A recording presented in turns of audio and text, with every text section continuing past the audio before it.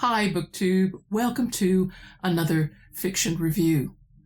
Exotic, erotic, autobiographical. More than 1 million copies sold, translated into 43 different languages, winner of the 1984 Prix Goncourt, and adapted for film by director Jean-Jacques Hano in 1992. And yet only 115 pages. How is it that such a small book can make such a great impact?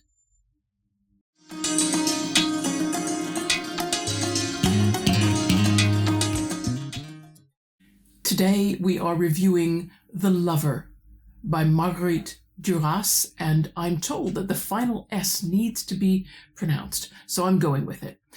Published in 1985, as I say, only 115 pages of text. The only reason I say 117 is that I get, in my edition, a 2-page introduction.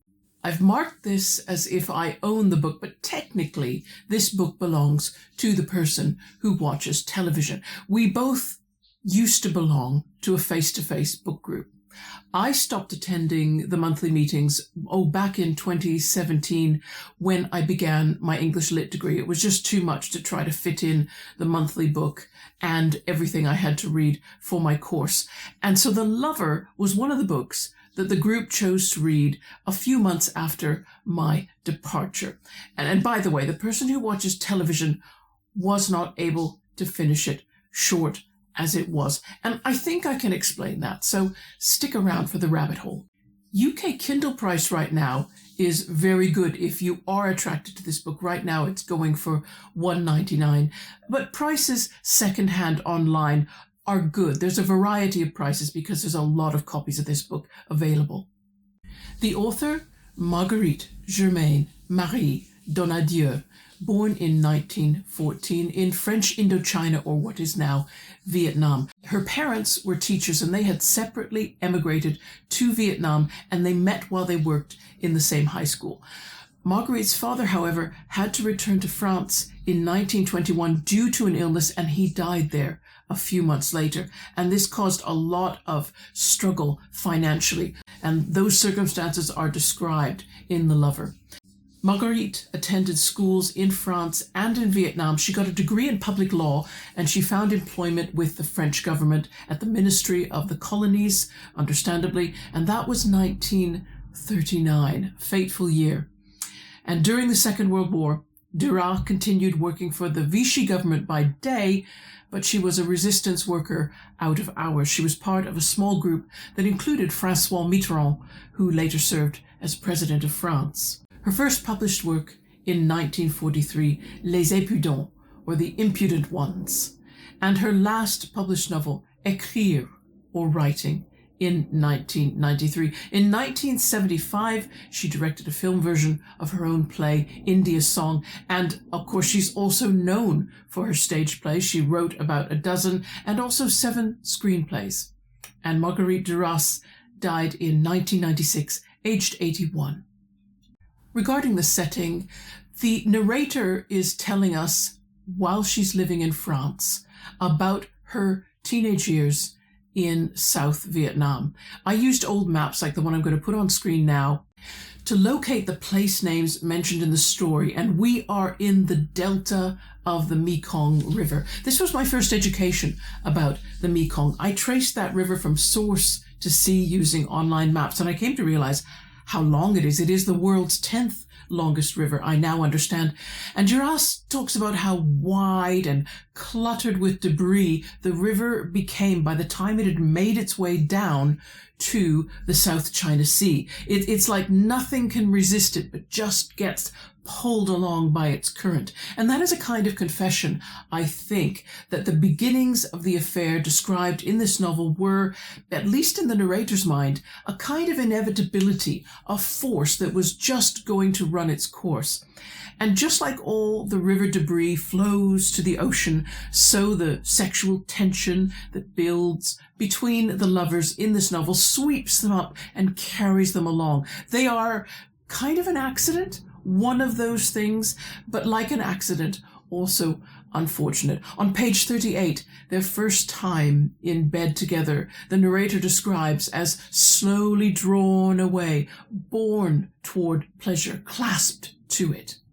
What's the setting in time? Well, the narrator states that she left Vietnam in 1931 after she finished high school. And when she begins her story, she tells us that she is 15 and a half and that her affair lasted about 18 months. So we're talking between 1928 and 1929. The French-held territories colored on this map, they show what was controlled between 1887 and 1941, and again between 1946 and 1949. The book will refer to places, therefore, using the colonial names of the 1920s. And who is this narrator? She is a nameless I that tells her story from the distance of many decades, a person many readers, including the writer of the introduction in my copy, Maxine Hong Kingston, presumed to be Marguerite herself, because the circumstances and the dates tie in very closely with Marguerite's own life. Now, I wasn't 100% sure. The narrator occasionally referred to someone whose name was Hélène Lagonelle, and I wasn't sure if they were another person. I think now, since writing up the script for this review and having to go back into the book and reread passages, now I believe that Helen was another person, a friend that she was referring to. But for a while, I wasn't sure if the narrator was just referring to herself in the third person. We need to talk about the narrative style, because this is what is going to draw a line between the readers who will enjoy this book and the readers who will not. It can't be said that this narrator has a train of thought, because if you use the metaphor of a train, you're implying a linear direction through time, perhaps through space. There'll be some kind of logical connection between one thought and another, an intent to remain on track, if you will, and that applies to whatever is being talked about. The narrator in The Lover, she doesn't share thoughts in this way. She doesn't allow her reader to easily link one thought to another. In fact, the reader has to do some work, really, to make sense of what it is they've been given in this text. They make their own connections.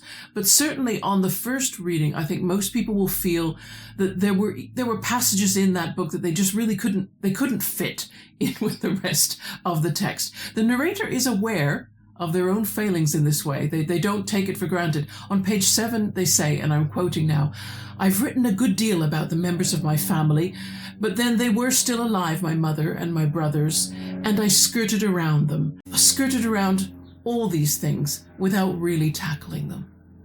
And I think that paragraph describes a psychological condition that explains why the novel is told so strangely. It's easy to understand how the events that are described in The Lover are tied to potent, volatile collection of emotions from the past, like an unexploded bomb almost. And so skirting around all these things while trying to tell the story may be a way to stay safe. It may be a way to control the contact that is now being made with all those emotions from the past so that they don't detonate in the present.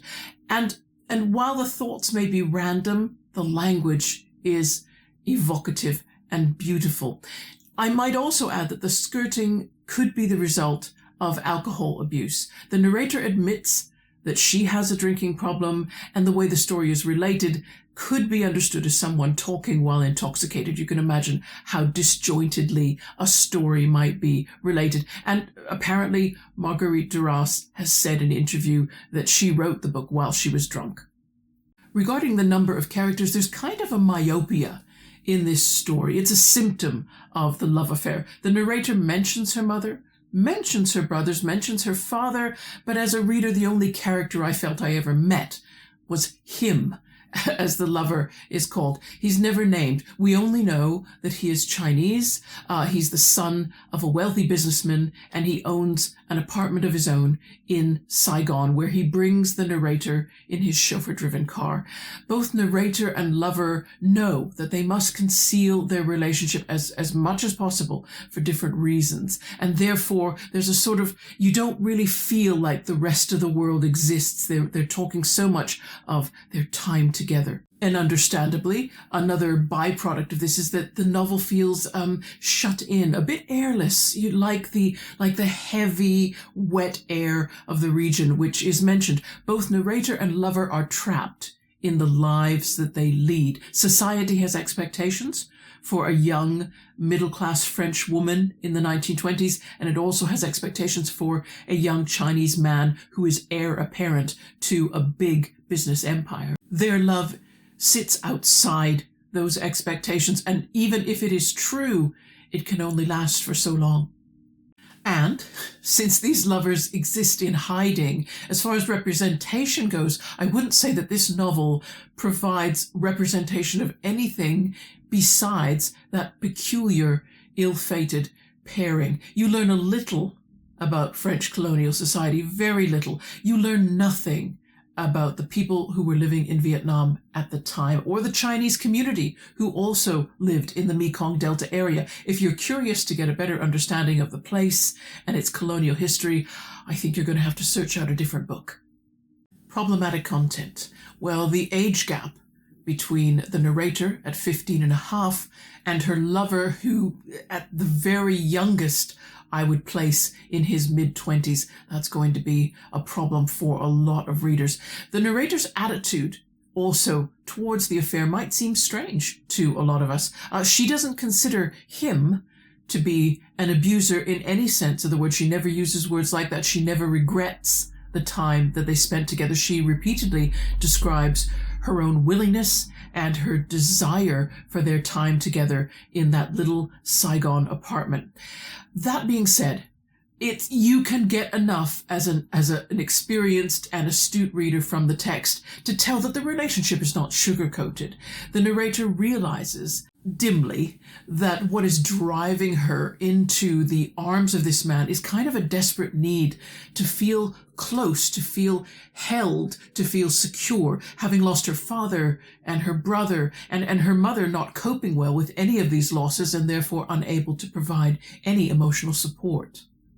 And there is the matter of race within a colonial context, and that changes the stereotypical power balance that you might expect between an older man and a younger woman, because the man in this case, being non-white, he's got to negotiate his relationship with a white girl very differently.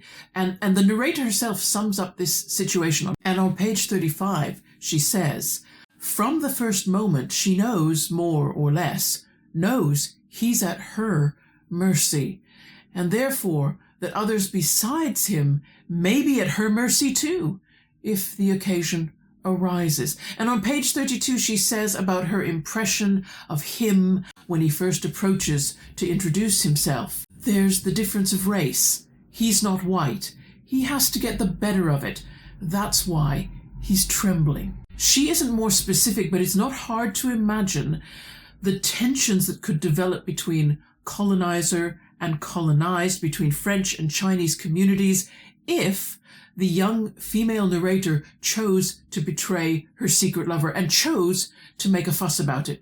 We understand other situations, particularly in the United States, where that becomes an explosive thing. And the power dynamic, therefore, somewhat rests in the hands of the narrator, as well as some power dynamic existing in the hands of her lover, but it's a different power dynamic. And therefore, I think quite interesting to read and interesting to hear her views on it as an older woman looking back. And I also think it's all these social and emotional complexities and subtleties, each of which could be the theme for a larger novel all by itself. And yet here they all are interacting within 115 pages. I think that's why The Lover is a powerful novel and has sold so well. It is a concentrated read. Longer novels deal with the same subjects, but the themes are more diluted with other details. And if you are concerned about the sexual encounters described in this book, yes, they are fairly explicit in their detail, but like all things in this book, they do not last very long. So what is today's rabbit hole? Well, I stopped occasionally to write notes as I was reading this book, maybe because it was so short. You're more relaxed about, oh, I'll just stop and take some notes, because you don't think, oh, how am I going to get through this great big book? Because there is no great big book to intimidate you that way. And I think the first thing I wrote down in my notebook was, this novel is very French. Very French. That's how I put it. And now I'm interrogating myself as I look at these notes, and I'm going, what? Do you want to explain that? Wait, very French. What do you mean by very French? Exactly. So I've got to come to camera with some kind of explanation. Well, it's only recently that I've learned the differences between education in the UK, high school education, and high school education in France, thanks to a lot of lovely French YouTube content creators. Thank you very much. And my impression is that philosophy is a core subject in high school, and students are expected to grapple with the concepts of various philosophical thought systems in exam conditions, which really impressed me. Marguerite Duras would have also studied philosophy at high school level, and it sounds like she went beyond and also did some studies at university. And how can that not influence the way somebody writes fiction? And certainly The Lover, I think it's a contemplative story, hence the narrator being an older woman looking back at her life and attempting, perhaps not succeeding, in explaining herself to herself, and to consider the strange ways that humans construct their social interactions, and by doing so, we create obstructions, traps, diversions that take individuals away from the most direct route to their personal happiness, while all the while convincing them that the diversion is actually the true way to happiness, and it takes sometimes decades to find out that that isn't the case for the person in question. For readers who adore plot-driven fiction, this is not one of your books, and you've probably figured that out already. In fact, you figured that out several minutes ago, and so it'd be surprising if any of you are still here. But you've probably gone looking for another book review, something a little bit more promising. But if you are still watching, the person who watches television wants you to know that he empathizes with you. I'm not sure how many pages he managed to read in this book, but I know he never finished it for that book group meeting. And that is the review done. I can't believe it, but next weekend it's already Middlemarch Meditations time. Months just fly.